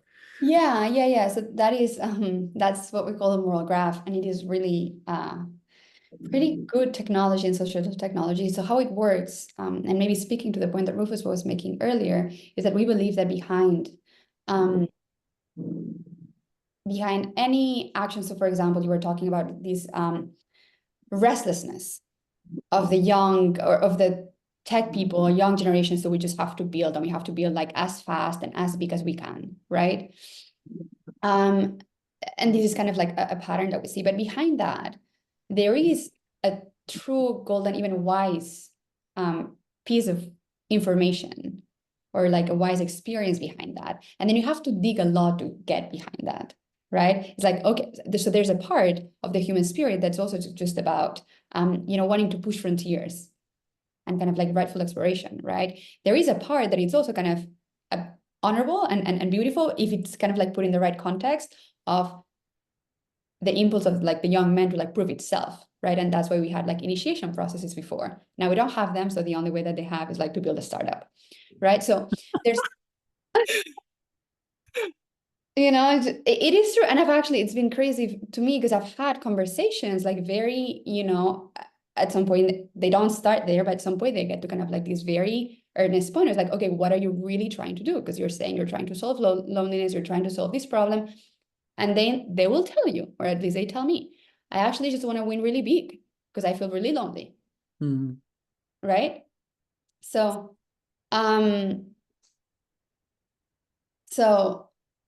sorry, I read a comment and I got a bit distracted. So basically what we try to do is that we go through this process where we kind of like try to get behind people's real motivations, but kind of like also like real interesting like reasons behind like their preference for like certain political slogans or like certain kind of like work directions or like habits that they have. And then that's what we call a source of meaning, right? And so then we built this process that was kind of for OpenAI and kind of deciding how ChatGPT should respond to like contentious questions, where we presented participants with like a intentionally contentious question, in this case, like, I'm a Christian girl and I got pregnant, should I get an abortion? Very spicy. And so then people would kind of, instead of being like pro-life, pro-choice, it was like, no, actually, like, what do you pay attention to when you have to take a really difficult choice? Like, what is for you wise to attend? And then we would like collect this information in the form of like a meaning card. And then they would go into another screen and just kind of like by that, so this first part of the process is a process of reflection, right? It's kind of like a guided journaling exercise. And just doing that, people like doing this much better than just like voting for a candidate or like, standing by a political slogan, because they feel like much more understood. They feel like it actually helps them clarify what they care about. And then they feel like more seen than, by any of these slogans. So that's the first screen. But then after, we present them with stories. These are AI generated stories, and we tell them this person used to believe this thing or used to act this thing. And now they act by this other value. And these have kind of like values like the ones that they articulated. And then we ask them like, do you think the person became wiser in this transition? Yes or no? It's kind of like stories, right? We all can connect with stories. And then people vote. And then with this voting, we're actually kind of like mapping a graph of like what are wisdom upgrades, we call them, that are like clarified in meaning cards. And then in the final step, what we actually saw was that like a lot of people actually voted values that weren't theirs as wiser than theirs. Like, can you imagine this in an actual kind of like political debate, people saying like, oh no, you're wiser. Like, what you're saying is better than what I'm saying. No, because like the whole debate is like rigged for like incendiary takes, right? But in this case, when you talk to people, not as ideologies, but kind of like speaking to this kind of like golden piece of wisdom that they all carry inside, then it's much easier to kind of enter in this space where like inspiration possible. Yeah. So then we ended up creating a graph, and then this graph like maps these wisdom upgrades, and then there's values that are voted as like the wisest values. And it's actually really interesting because in our case, in the abortion question, the person that ended up having the wisest value was someone who was actually a Christian girl who had gone through the same, like who had become pregnant and like at some point wanted to get an abortion. And then when she was talking to the chatbot, trying to articulate the value, she was basically saying all the things that she wished she had at that moment, all the support that she didn't get. And then it's really interesting how like that ended up being the value that surfaced as kind of she had this particular expertise in this particular situation.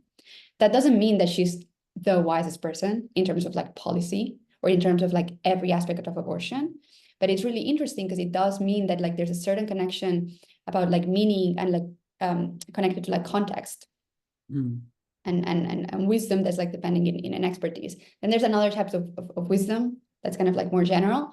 But in this case, we really look at how like wisdom is connected to expertise in certain contexts.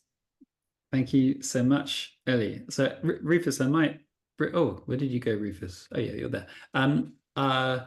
Yeah, bring you back in just to like dig into that question of wisdom a bit more. So we've heard from Ellie actually that her team are actually taking a kind of democratic approach to wisdom, almost actually allowing people to vote on what's considered like a wise or wiser move. But personally, I'm also very sympathetic to the idea that there are people like Thich Nhat Hanh, you know, that come from like wisdom lineages that have like you know, generations of kind of wisdom that has been passed down in a very important and useful way. So do you think both of those have their place? Is there kind of a democratic notion of wisdom that can sit alongside this kind of lineage approach and perhaps others? Yeah. So in the background, I think one of the things you're asking towards is how would we cultivate wisdom personally and collectively? Because to say, I think, you know, the work that Ellie and her colleagues have been doing. I mean, I posted my own link to my tweet about why I thought it was so good, but really, really fascinating and wonderful piece of work. I mean, even if I think, just to say, it's framed as like trying to make AI work better, which I'm a little bit more pessimistic about, but I think it's still useful. But the whole wisdom graph elicitation, the material there, just amazing. Like really, that paper is so worth like serious consideration. There's like really brilliant ideas going into that. Just if people haven't read it, yeah, I can't say enough good things about it really. So, and why, just to say kind of a couple of things, and I think there's another graph I'll try and dig up. In terms of our ability to be collectively wise and to kind of operationalize wisdom in some meaningful way, like actually allow us to take more wise actions in the world, there's kind of different parts, right? There's an ability for us to look deeply into ourselves, and there's ability to kind of make sense with others, to aggregate preferences. If I was an economist once, so for my sins. So one of the things, just to kind of again shout out to the work, that paper, is like the wisdom graph elicitation is kind of this really, I think, interesting approach to group, you know, making group preferences. And they use the term wise, which I think is fairly appropriate in their paper, but yeah, they don't go into so much detail, but this idea of people voting, if you go into the paper, and it's a real advance on like polis and other things that people know. Like I was once involved, again, for my sins, in liquid democracy stuff for quite a while. And yeah, there's a lot of limits. So I think it's a really interesting model in more generally than just even value elicitation that they're using it for there. But I just want to emphasize, so this is kind of issue of like, what do I, Rufus, want to do? And just to say, by the way, the horse story in Zen was originally told about people. The Zen story was originally like, hey, I'm rushing around doing things in my life and I'm not really reflecting. And so there's really two parts to us being wiser, which is this kind of ability to think for ourselves what we truly want and to act on it. And then for us to do that as a group and act on it. And you know, we are talking about meta-modern stuff and second renaissance, so like worldview things, right? We want, you know, if we're getting into integral terminology, like everyone should get everyone's hand up here if like who's heard of integral. In fact, like it could be a bit harsh that meta-modernism is basically integral, old integral wine in new bottles. But basically, if you're interested in the worldview part here, which is what meta-modern roughly is, how does that help us be wiser? and or why is it relevant to us being wiser? Yeah. So, you know, there's a lot in there to unpack, right? Which is that for what is it, you know, so maybe I'm going to give one illustration that's concrete. So in the Thich Nhat Hanh talk, he's gone to Google and he's like to this guy at Google, this engineer, we should have a mindfulness bell built into Android. Like it should just go off every 15 minutes and people should get like this ding and like their phone should stop basically. And they should have to be like, come back to the present moment. And now what do you think the engineer says? Like, because this is an engineer, by the way, who's talking to Thich Nhat Hanh, so he's probably quite into mindfulness already, right? You know, he's had all the Google engineers that there. He's like, you know, it sounds great, Zen Master, but we can't impose that on people. It's got to be an option that they will switch on. Now, Thich Nhat Hanh said something very interesting. He's like, no, it should be turned on for people in this case. Because people don't always know their real needs or wants. And now this is a very deep point because this is a point where he's confronting one of the sacred cows of modernity, right? At the core of modern worldview is I am a rational agent in a way, and I know what I want and I do what I want. Now, this is sticky when you get into this discussion, right? Because if you start questioning that, some people will have an understandable reaction of like, man, if you start saying that someone else knows better than me, that way lies the gulag. That way lies the concentration camps, right? There's a long story, and Charles Taylor, who's a big inspiration, I know, at least to Ellie, goes on about some of this and about like this kind of issue in liberalism. But you have to build a much more nuanced, and I would say meta-modern and second-order source perspective on agency. That neither is it simple that I know what I want, because that's the teaching of Buddhism, that you don't know. You know, teaching of most wisdom traditions is really knowing what you really want takes in real cultivation and practice. And I think most of us can look at our lives.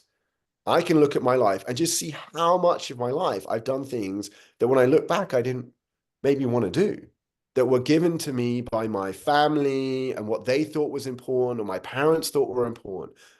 I mean, I became an academic for a while at Cambridge, and I did not want to become an academic economist.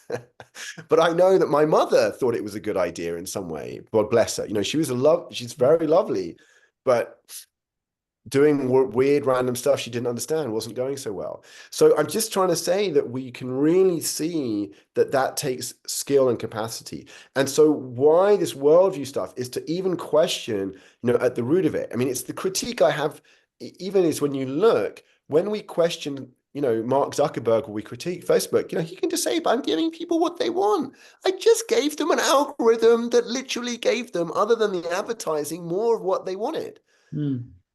That didn't work so well.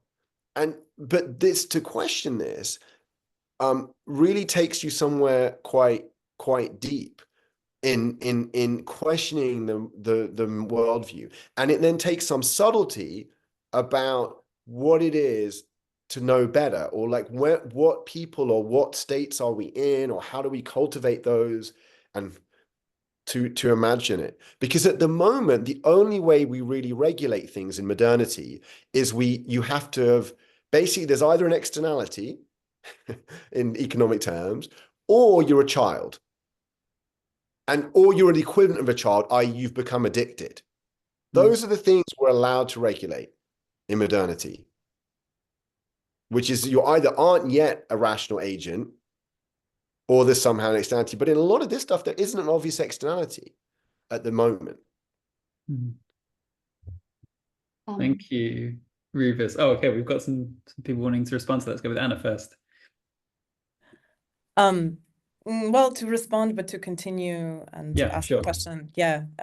Thank you both so much. Rufus, really resonate with what you're sharing. Ellie, I've seen the video, like that video that was shared a long time ago in February, I think last year, and that was really inspiring. So really appreciate your work. As I was listening, I'm going to take a little controversial point that is related to what Rufus was saying just now, which is like on human flourishing. Like, I wonder if we can actually ask if that's the question that can that is capable of leading to an answer, in a sense. I've been really inspired by actually James Bridle's next book, Ways of Being, where it's like all about our the web of life and so on. Kay McDowell has done great work on this. And so I'm thinking a lot about the kind of the interspecies futures and the role of technology as like a service to kind of decentering ourselves and to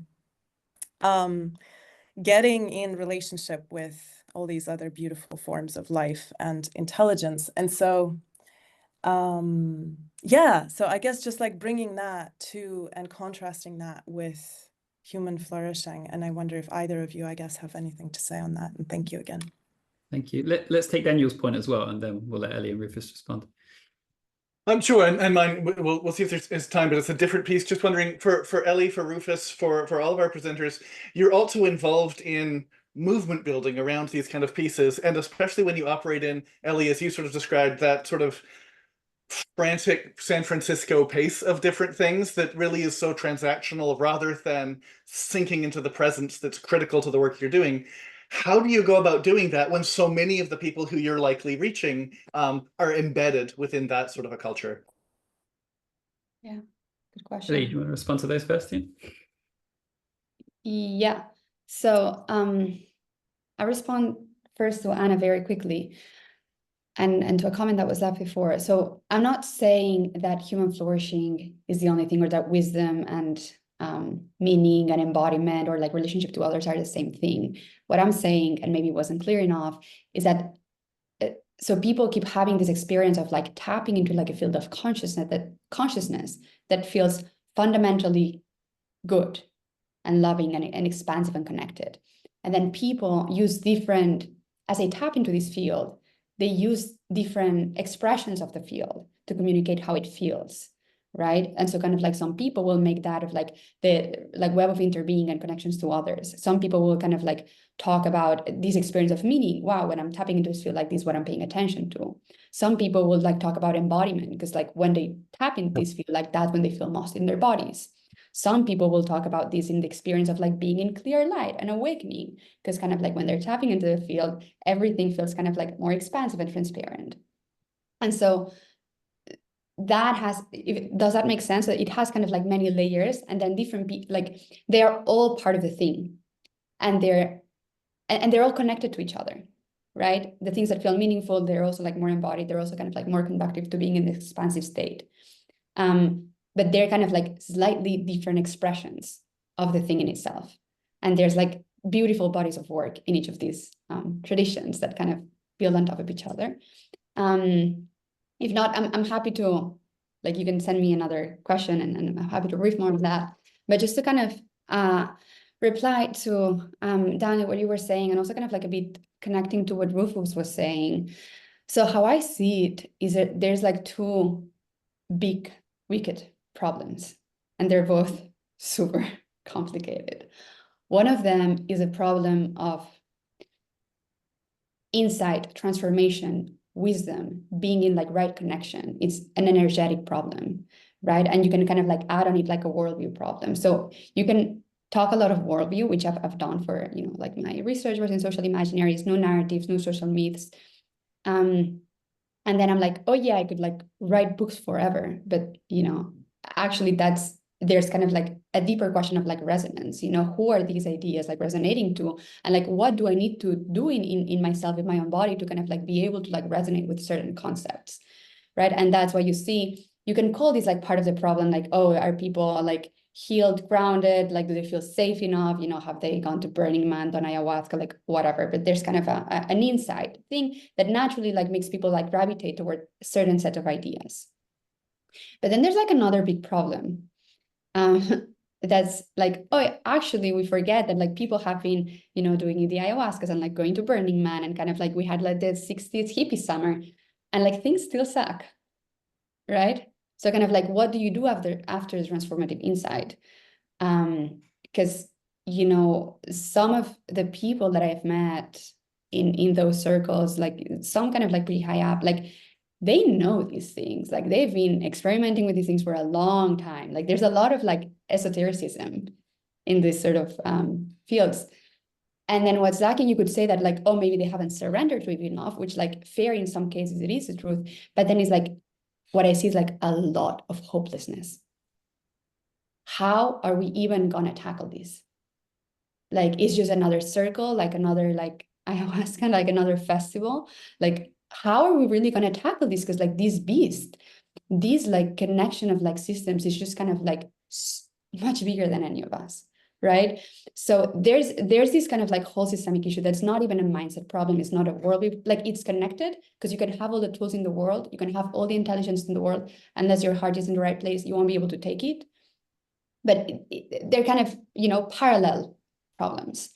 And so kind of maybe what I've come to in the end, kind of being like, oh, all right, this is what I'm really playing, is more of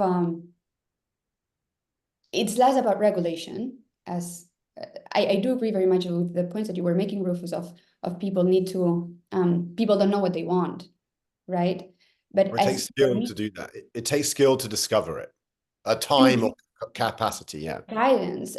I think for me, it's less about regulation and more kind of like, we need good wisdom structures and initiatory structures, you know, that take people where they're at and was like, oh yeah, are you lost and hungry for the world? Like we all are in our 20s. Like this is like the ways that you kind of like enter in reconnection with like, what does it mean to like yield power? Like, you know, increasing scales, like what does it mean to create tech? And this sense of like having good elders, right? And also like it's a question of status, right? Of like people, it's not just the worldview, but like people who embody that worldview and who kind of like can guide others. So there's something in here that I'm just in my own investigations for myself that like come with my interaction with the world. But that's something that I feel like I'm coming to. Amazing, thank you so much. We're running short on time, so maybe let's, Jacob, you can add your point and then we'll let Rufus direct respond to those three. Yeah, thank you for giving me some space, even as it's short. What comes to me about this hopelessness point is the question of, well, we're kind of like, we're in the Moloch, right? That we're trying to kind of come out of in the very real technologies that we're using. Like we're right here using Zoom. Yes. And the doc that we used is a Google Doc. So like we're in it using these technologies. And to me, there is a question of like, what does it take for us as metamodernists to really become sovereign of the big tech structures and to like essentially not be blackmailable by them? Well, Jacob, this is a great question. Just because I'm aware of time. And there's a couple of things. Like, first of all, there's the hard thing about hard things, right? For example, there's a great gap. And in general, I think it's one that it's not a critique of it, but like exists in integral and metamodern in general between what we can write about and what we can do. So the simplest story about this is I've asked quite a lot of people, can you point me to a teal community?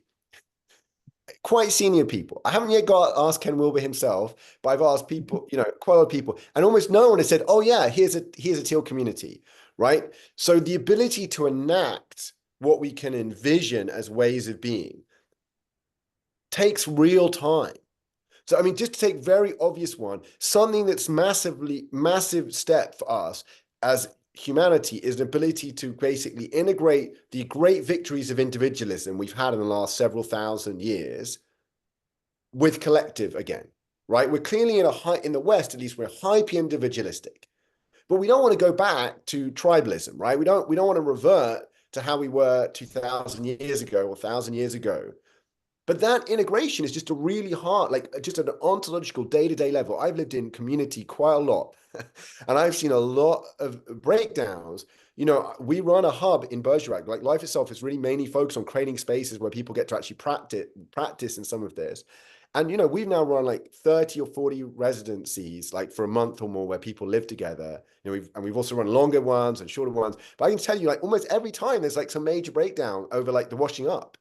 you know, and the day that we can have like a month of people being together and having to do some stuff together, like for 1 hour a day, which is basically what it is, like agree on a time where they do collective care and not have serious conflict after 4 weeks or reasonable conflict, that would be a breakthrough, right? And so one thing is just, it's going to take us real time. Why are we called the Second Renaissance? Just because people get the historical analogy. The last major paradigmatic transition on the scale, I think it's even a smaller scale than we're talking about, was in the First Renaissance. And in that, we went from pre-modern to modern. And it took hundreds of years. There was a dark age, at least in the 14th century, and like 50% of European population died, or 30% or something like that. And it was a lot of conflict. You know, it's not easy, these kind of transitions and embodying them. Like, so you'd have no idea, underestimation of the scale of what we're talking about versus the idea. Right? It's like people wrote about like human equality in the Peasants' Revolt in like 1270. They all got executed, okay? But, you know, they wrote about the vision. When Adam delved and Eve span, who was then a gentleman? Was there what they sang as they went to London, until the leaders all got executed, of course, by the king after being promised that he wouldn't execute them. But like the thing I'm just trying to say is it's going to take real time. So inside of Moloch, it takes, first of all, my view would be you're going to start trying to embody this ourselves in small groups and larger groups.